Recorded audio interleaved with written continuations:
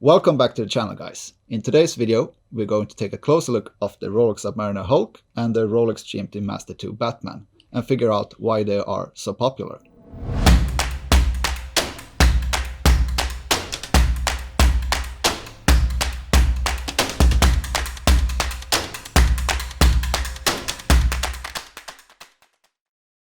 And before we dive into the watches, let me present to you our new watch stand with a marble base and a stainless steel bars with white cushions. This model is called the Pearl Lilac Watch Stand for 2 watches. It's available in our shop. You have the link down in the description, and it is iflwatches.com for your watch accessories. Alright guys, I'm Alex, this is Karar? and let's dive into the 2 watches, Kara. Absolutely. So let's start off with this green beauty. It's the Rolex Submariner. Reference number is 116610LV. It is nicknamed the Hulk since it has a beautiful green sunburst dial and a green ceramic bezel. It comes in a 40mm oyster case in steel, and it has the oyster bracelet with the oyster lock clasp and glide lock function. Perfect. All right. And over here we have the Rolex GMT-Master II Batman. Batman because of the black and blue bezel. So this is the GMT Master, which means it has a extra time zone function. It comes in a 40mm maxi case, just like the Hulk. It has a Jubilee bracelet instead of the oyster bracelet that sits on the Hulk. This Jubilee bracelet have polished center links with brushed outer links and lugs. And it comes with the oyster lock clasp that has the easy link adjustment. All right, Alex, so now let's have a closer look of the 2 different models and what actually separates them from each other. So I'll take care of the GMT Master here, and you can have a closer look of the Submariner. Obviously, you have a bezel that is rotatable.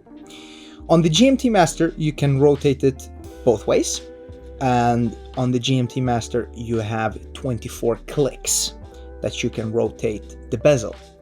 Every click signifies 1 hour, and you can tell the secondary time zone by looking at the blue GMT hand on the dial. And on the Submariner, you use the bezel that only goes in one direction to time how long you have been underwater and when it's time to go up again.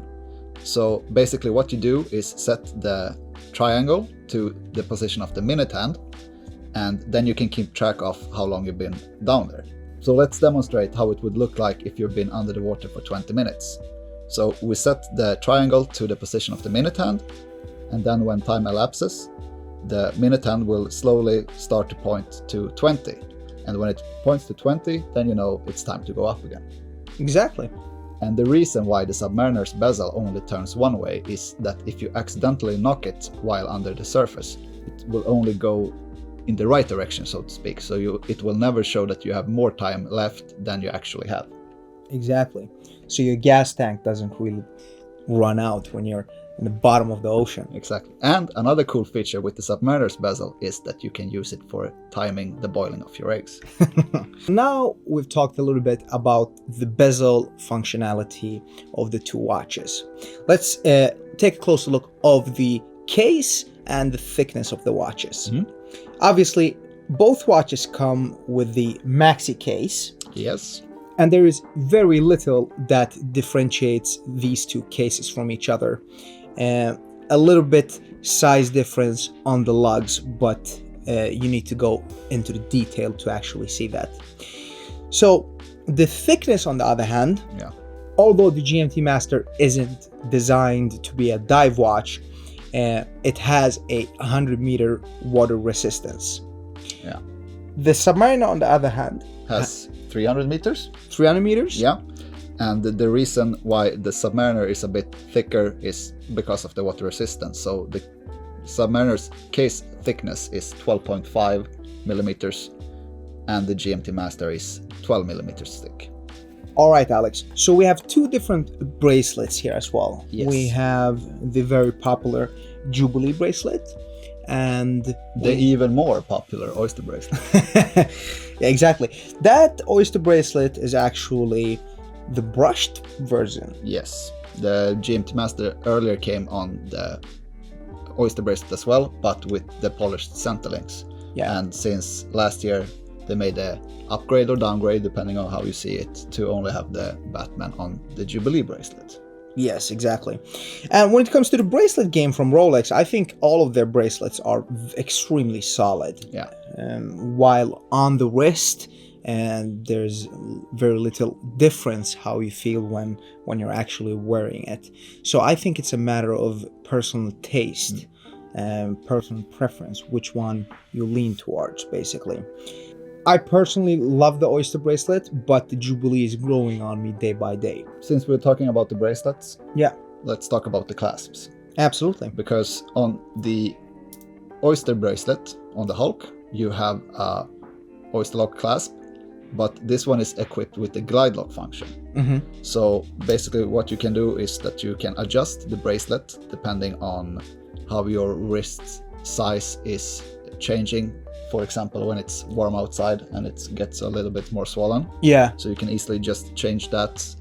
and after that, Saturday pizza as well. Oh yeah, and the beers. So that's One of the functions, basically. one of the functions, Yeah. basically with the But also, oyster. yeah, but also let's not forget to mention why there is a glide lock function on a Submariner, and that is so you can actually adjust the size when you want to wear it outside of your wetsuit when you're Exactly. actually going to dive. Yes, that's true. Yeah. And on the GMT, we have And on the GMT, we have the more normal oyster clasp with a easy link adjustment. So you can still adjust this, but you can't adjust it as much as the Submariner. exactly. So this one will help you adjust when you've had that pizza and those beers, basically. All right, so one last thing that actually differentiates these two watches from each other is the movement as well. Yes. What's ticking inside and what keeps these watches going for many years. So the Batman obviously had an upgrade in the movement when it was released on the Jubilee bracelet. And the Hulk is using pretty much the same movement Yeah, since since like 20, 30 years. back. Yeah. So the Hulk most likely will get an update in the movement, or better yet to say the Submariner line Yeah. will most likely get an update to the movement very, very soon. We will see if the Hulk will actually stick around as it is. But there's one big thing that I've noticed with these two movements, especially with the GMT Master, and it actually shocked me the first time. I was actually slightly afraid that I was holding something that wasn't a Rolex, because the new GMT line, the movement is pretty loud compared to the Sub.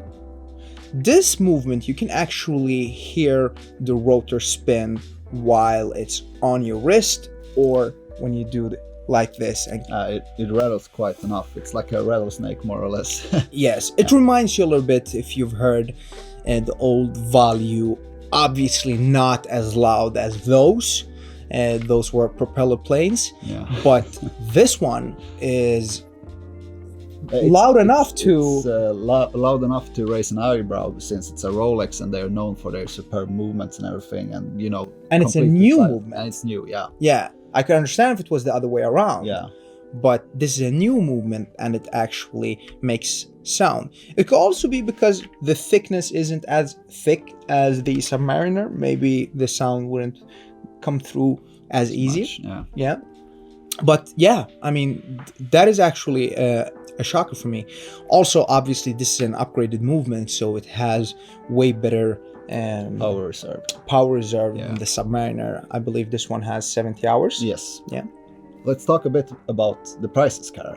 All right. These are two really popular models, Mhm. as we know by now. Yeah. And they are trading for a premium and are more or less impossible to get your hands on from your local authorized dealer. Yep. So the price for the Batman, let's start there, is around...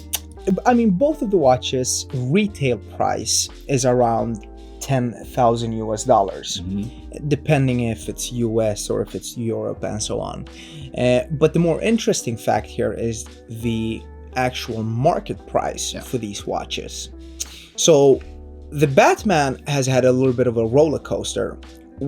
When it was initially released, I believe it was trading for around $20,000 US. Which was crazy. Yeah, that is those guys, often, you know, those dealers that really wants to get their hand on one, and there are some rich people that really don't care and their balance has a few extra zeros. But then the price comes down as those people are fed up, and the Batman was all the way down to $12,000 US, and I believe that was the week of the outbreak of the pandemic, when everybody basically went crazy. But the Batman has proven to be very strong and is actually priced now above what it was just pre-corona. The Batman, for a new one, you'll have to dish out between $15,000 and $16,000 US today, and that is pretty crazy.